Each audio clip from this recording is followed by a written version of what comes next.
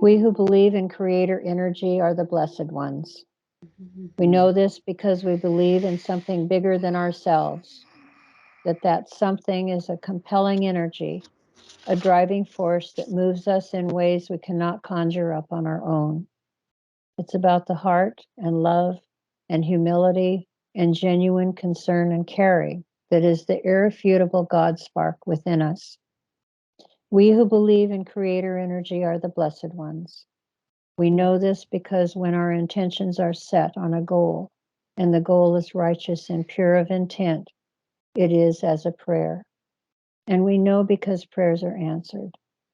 We are the blessed ones who do the work of the heart, the work that is given beyond mind and out of intense feeling and with divine grace. We are ever grateful for the knowing and for the countless blessings that are given us every moment of every day. We are blessed that we know love and its power. Let it be so, and so it is. Mhm. Amen. Thank you, Amen. Lee. Thank you.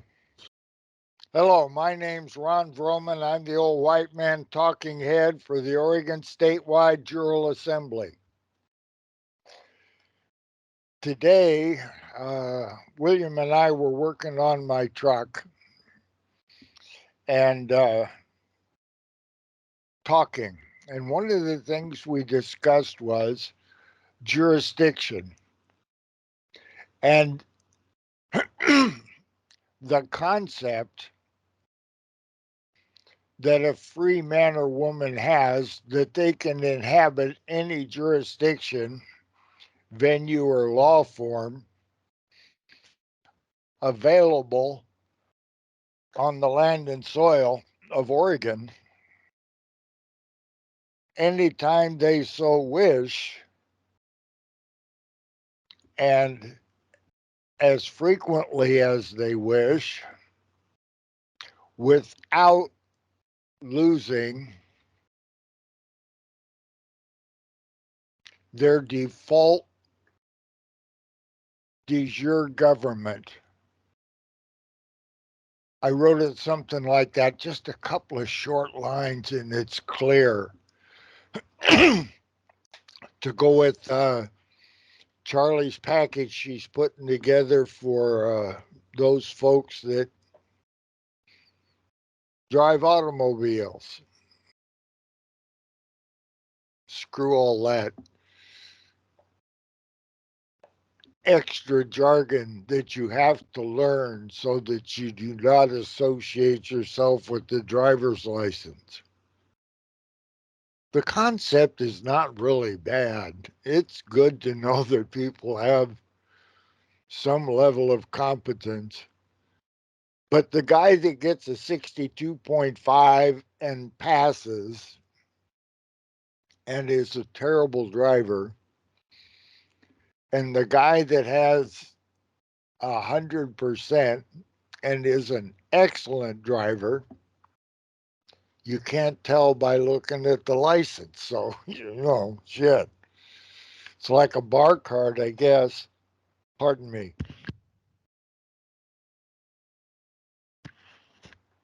So, back to jurisdiction. The jurisdiction that you're in. On Oregon, any Oregon State Bar attorney agrees to the jurisdiction of the judge and the court when they walk into the court and cross the bar. That's part of the agreement that they have and the contract and the oath they took at the Oregon State Bar, whether they're a JD or an Esquire.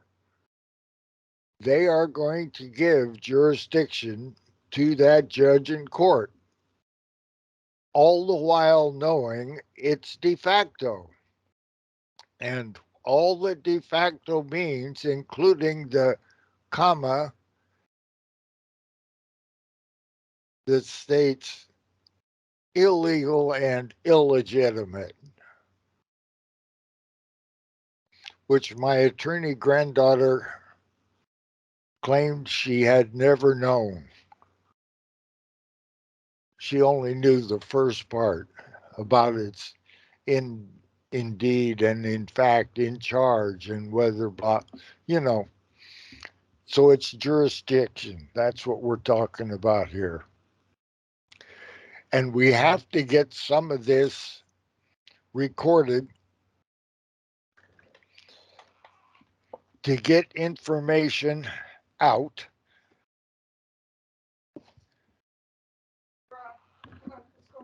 for the television channels and YouTube and Brighteon. I'm on. I'm sorry. Yep. Really a professional video. But however, that's the way it goes. So if the people that are lawyers are dealing with the de facto because it is the de facto,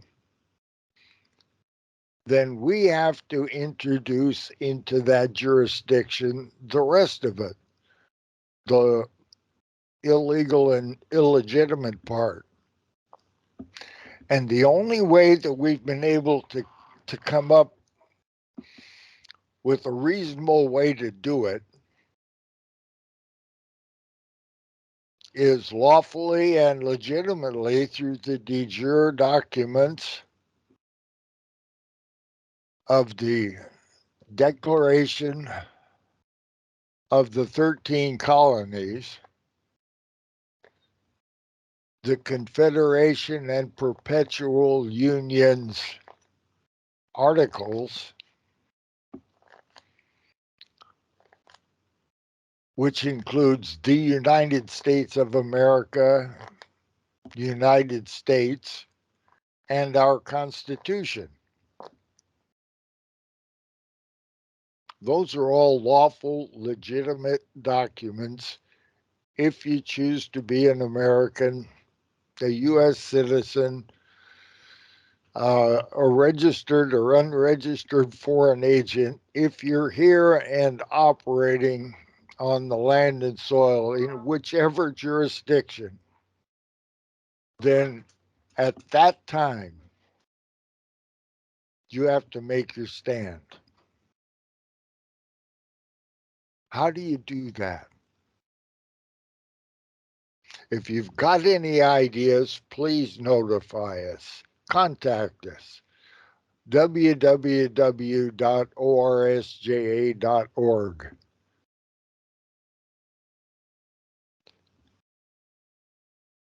When we're confronting the judiciary or the executive on the medical or legal side of all of the issues that are going down right now, you know, the ones where they're killing us and taking away government and giving us tyranny, that location here on Oregon and all across the land, jurisdiction. So original jurisdiction is what we're shooting for. A lot of people have no idea what original jurisdiction is. And when you look in Black's Law for jurisdiction, I'm going to look in Black Sixth. That's the 100-year anniversary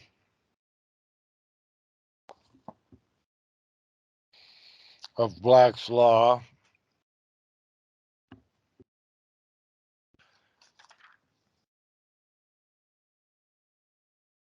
Jurisdiction starts on page 853 and goes through all kinds of jurisdiction disputes, facts, limits, pleas, statement, clause, persona, in rem, in person, in subject matter, over the person, in territory. All those are jurisdictions. And you have to be able to make a determination on who you are and what you're doing and what your jurisdiction is. One of our action committee members is very active in our assembly, very active in a whole lot of church activities, and the Republican Party. Now, how she fits all that together, I don't know, but she does a remarkably good job at it. At the same time, her and her husband run a business and earn a living. And she's dealing with 3, 4, or 5 jurisdictions every day. She has a very ill mother. And there's a major conflict going on with the health industry, starting with Willamette Hospital. I was there. So in addition to that, then she may have to, and frequently does, interact with the Republican Party members and the organization, of which she's one of the, I forget her job, Multnomah County. Precinct committee person. A piece All of right. Hello, Cynthia. So, jurisdiction. William and I were thinking, how do we protect Cynthia when she's going through all of this all the time? When we know that the cops on a traffic stop even will try and catch you out to make you inadvertently step into their jurisdiction so they can do you harm. They do it. You see it on the YouTube all the time that you want to look at it, all over the nation. You can, there it is. The cops are doing it everywhere. So, out of all of those everywheres, we're here on Oregon. I'm like 13 miles from ground zero. Cynthia's about 3 or 4 miles from ground zero. Ray's about 50. Laura's about, how far, Laura? 100 and a quarter?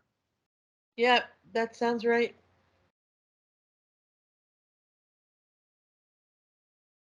So,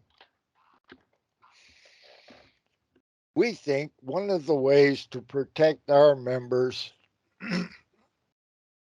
in our Jural Assembly is to make up a packet to help them get through all of the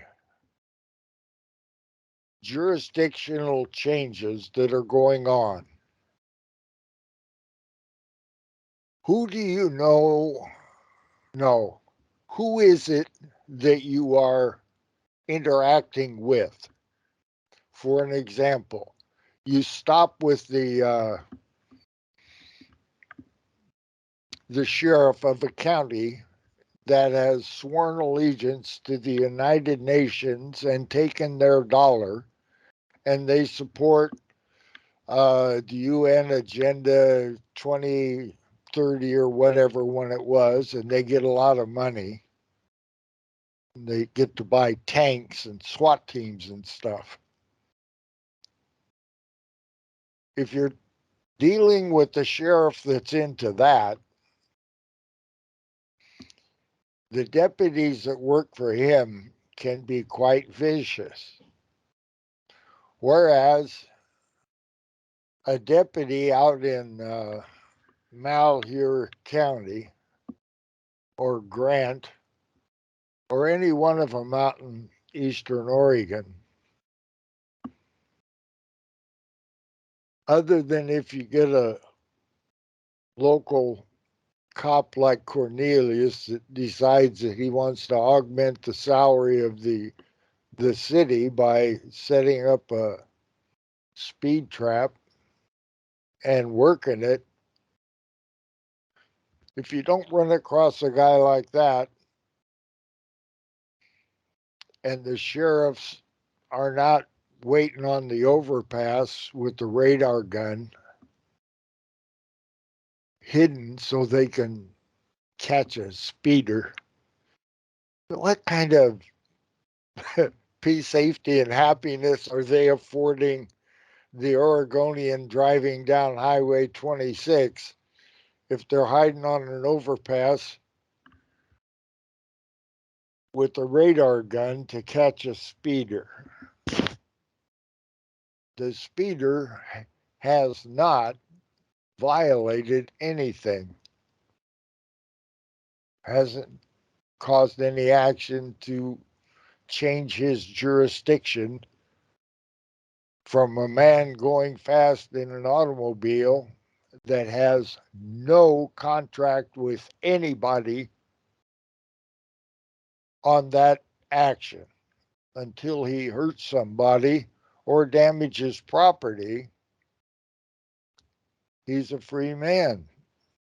Don't get in there with your science fiction stuff of trying to make me an invisible entity and change my jurisdiction to the all cap version of my name. Not gonna happen. So if you're entering either one of those counties, you got to be prepared for either one of the situations that you may get from one of those cops. What is cop? Cop is civilian on patrol. And there's one sheriff and he's elected, the rest are deputies and they work for the county government. There isn't any law. But you have to know that and you have to be able to withstand the barrage that's coming. We think the best way is when they question you, don't answer. Don't engage in conversation. Ask them if you're free to go. Give me a supervisor.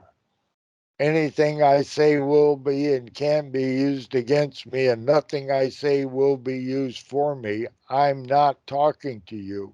But you have to be prepared to go to jail at that time. You have to be prepared that they'll yank the car door open or just break out the window.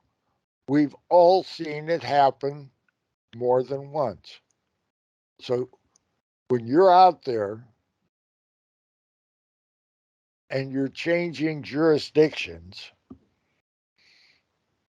and you're driving from one county into another county and a cop stops you for whatever reason, my wholehearted suggestion is have a driver's license, have insurance, and have a vehicle that's licensed. If you have a what is it? An auto lien on it. It's not paid for. It's not yours. You own it with the credit company. Then if you make the decision that you're not going to do that, then you have to identify yourself some other way. Maybe. You have to prove responsibility for your automobile. Maybe. So all of that has to be done, and we have to do it this way. This is the way we have to do it. We have to do it by law in jurisdiction. The de jure or the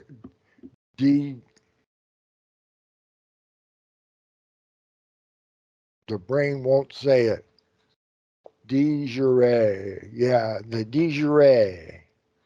The French pronunciation.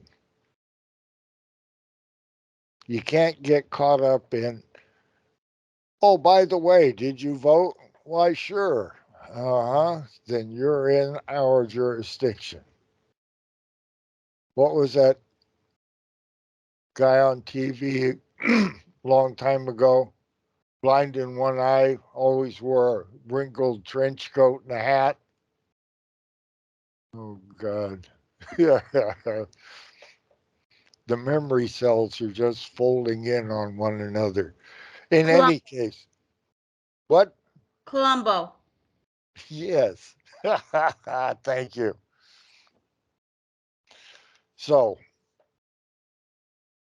I've about exhausted what I wanted to say, but I'd like to reinforce it one more time. Every bar attorney on Oregon, every member of the Oregon State Bar is a member of a criminal organization that's a subdivision of another criminal organization, the Salem oligarchy. And I yield. My name's Ron Vroman. I'm the old white man talking head for the Oregon Statewide Jural Assembly. This is a public service announcement. Reaching out to the Boy Scouts of America of the era pre-1953, maybe 1956, right in that time frame. Those that were Boy Scouts at that time, and to all Boy Scouts, really, even those that came later, and even those that stuck around when girls were in the Boy Scouts, and gay men were Boy Scout masters. And all of that shit happened to a wonderful organization. But in any case, in the de jure, the not for business Boy Scouts of America, specifically in the Portland area, I'm in Beaverton. And this came about because an older man, not as old as me, that introduced himself, and he says, I was an Eagle Scout. No, he said, I am an Eagle Scout. And those that were Boy Scouts still are. I guess it's like the Marine Corps. Once you were, you were. So, in any case, the things that are inculcated into a Boy Scout, such as loyal, helpful, friendly, courteous, kind, obedient, cheerful, thrifty, brave, clean, and reverent, that's what I learned there. It's still with me. Try to live up to it. But in any case, that's who I'm reaching out to. Those are the ones that have to step forward now. Contact me because I need a bunch of Boy Scouts. They're going to be men.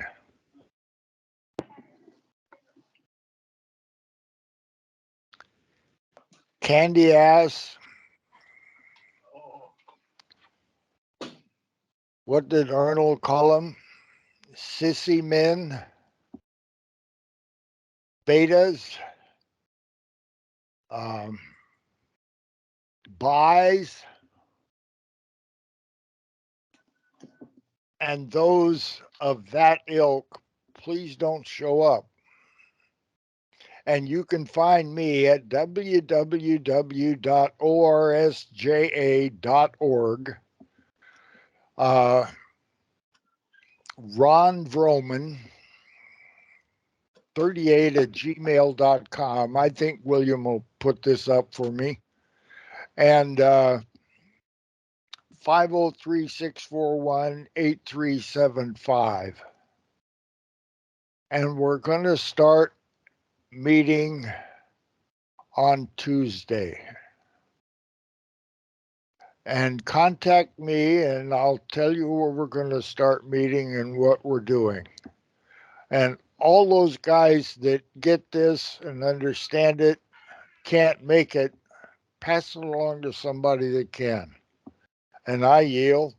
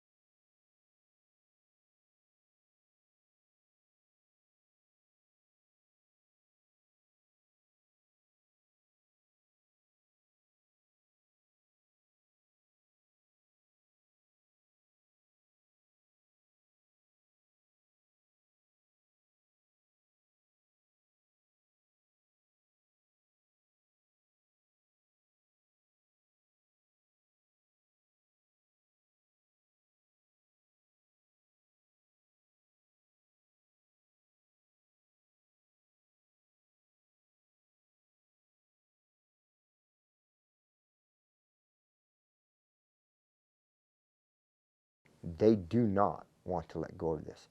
They do not intend on losing here.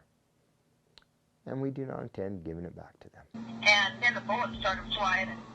Then he jumps out of the car. And he's got both his hands up. And he got out of the car, and he had his hands in the air. He's like, just shoot me then. This is what you want, just shoot me. And they did. They shot him dead. With his hands in the air, and I saw it. I swear to God. He was just walking with his hands in the air. And they shot him. And they shot him dead, and then after he was down on the ground, they shot him 3 more times.